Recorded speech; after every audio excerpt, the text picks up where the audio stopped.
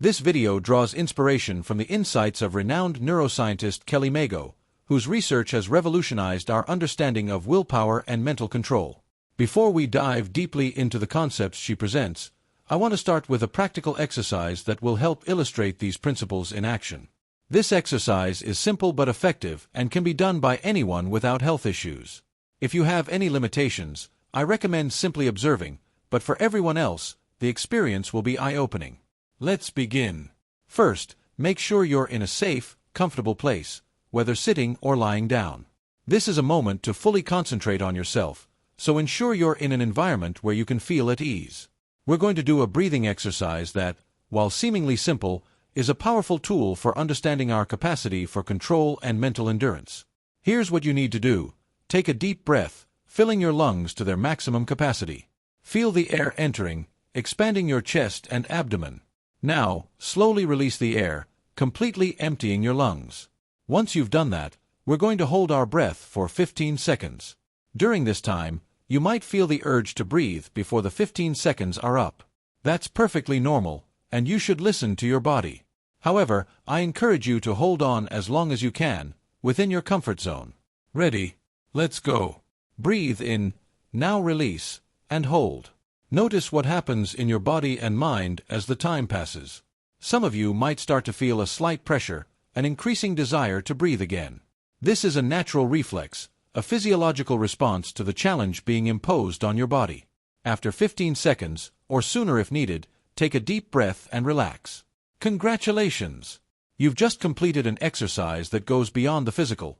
It directly touches your willpower and mental resilience. This breath-holding exercise is more than just a physical test. It's a reflection of our ability to tolerate discomfort and resist impulsivity, essential traits for achieving challenging life goals. Neuroscientist Kelly Magoe argues that the ability to control these internal responses, to maintain focus and calm under pressure, is one of the primary indicators of long-term success. Psychologists refer to this as distress tolerance, a crucial skill for overcoming obstacles and persevering toward our goals, even when the journey gets tough. Think about everyday situations where this distress tolerance could be useful.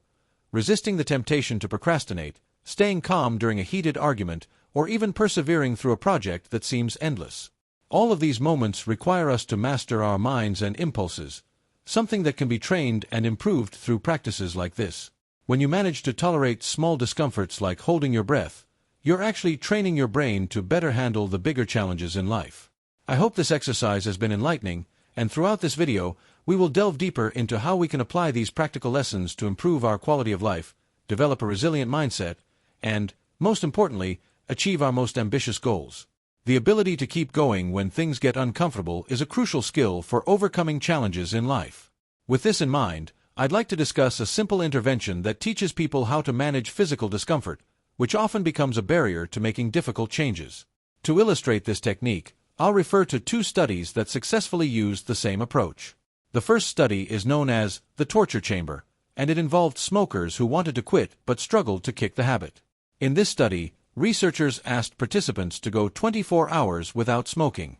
After this period, the smokers returned to the lab, each bringing a sealed pack of their favorite brand of cigarettes. These smokers were visibly eager to light up, and the researchers confirmed that they hadn't smoked in the last 24 hours by measuring their carbon monoxide levels. At the lab, the participants were seated around a long table, where nothing was present except their packs of cigarettes and a lighter. The researchers then instructed them to pick up their cigarette packs. Everyone, excited and eager, followed the order, but immediately after, they were told to stop. The smokers had to wait for 2 minutes, doing nothing but staring at their cigarette packs. Next, the researchers asked them to open the packs. Once they had finished opening them, they heard the word "stop" again and had to wait another 2 minutes. Then, they were told to take a cigarette out of the pack. They did so, but just after, they were told to stop again and had to wait for another 2 minutes. This process continued, creating an experience of escalating tension and discomfort until the experiment was completed.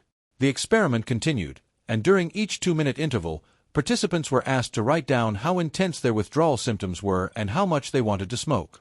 The process went on like this: pick up the cigarette, stop for 2 minutes, look at the cigarette, stop for 2 minutes, smell the cigarette, stop for 2 minutes, put the cigarette in your mouth, stop for 2 minutes, light the lighter and look at it, Stop for 2 minutes. This cycle repeated for over an hour, but in the end, none of the participants were allowed to light the cigarette. What's fascinating is that before the experiment was halfway through, many participants began learning a technique called urge surfing. This technique helps people understand that by focusing on the physical discomfort of craving something, trusting in their ability to tolerate these sensations, and patiently waiting, the urge will eventually pass. Essentially, they learned not to give in to the impulse whenever it arises, because, like a wave, it will eventually subside, and everything will be fine. Before I share the results of that study, let me tell you about a second experiment. In this study, researchers selected several individuals who struggled with self-control, particularly regarding food cravings, especially for sweets. The participants were given a transparent container filled with chocolate candies and were asked to carry it with them wherever they went for 48 hours without eating any of the candy.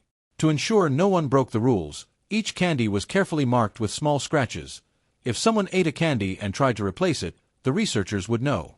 A portion of this group was taught the urge surfing technique, which involves allowing yourself to feel the craving and understanding that there's no need to act on it. Just wait, and the urge will eventually fade away. The results of these studies were revealing. In the experiment involving smokers, those who applied the urge surfing technique during the hour-long test, which was a true test of willpower, ended up reducing their cigarette consumption by 40% in the following week, without any prompting from the researchers. In contrast, the control group, who didn't learn the technique, continued smoking the same amount. Interestingly, the participants who learned to surf the urge almost entirely lost the connection between psychological stress and smoking, a connection that is typically very strong in people trying to quit.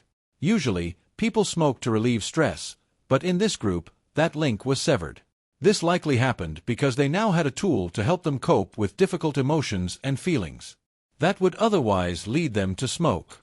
In the study involving people with food compulsions, all those who learned the urge surfing technique managed to go the full 48 hours without eating any candy.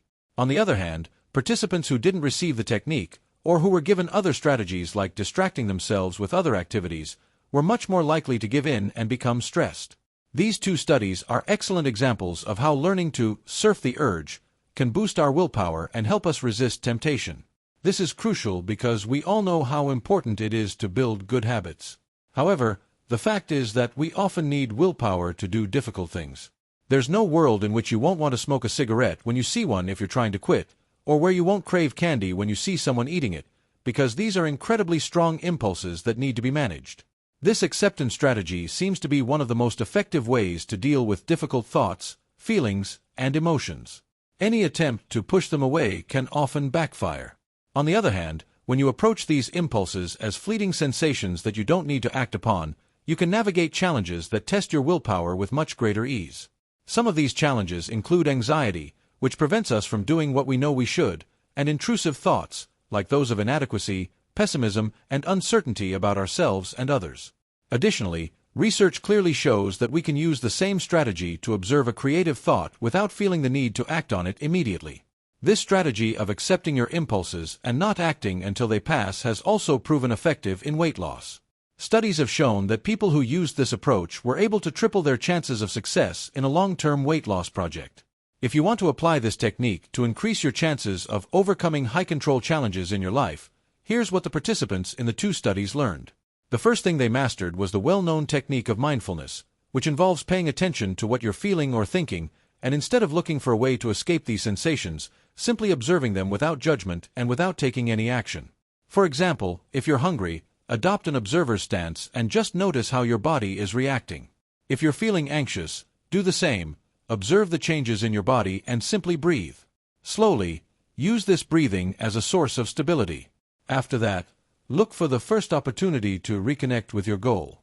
This is exactly what the participants in the two studies learned to do, a technique that, by the way, anyone can practice, and it only takes 30 seconds. To further contribute to your personal development, I want to recommend a free ebook with 15 ideas to help you read more and better, taking your reading to the next level. After all, I believe that reading, especially books, has the power to change people and the world for the better. It's the first link in the description. A warm hug, and see you next time.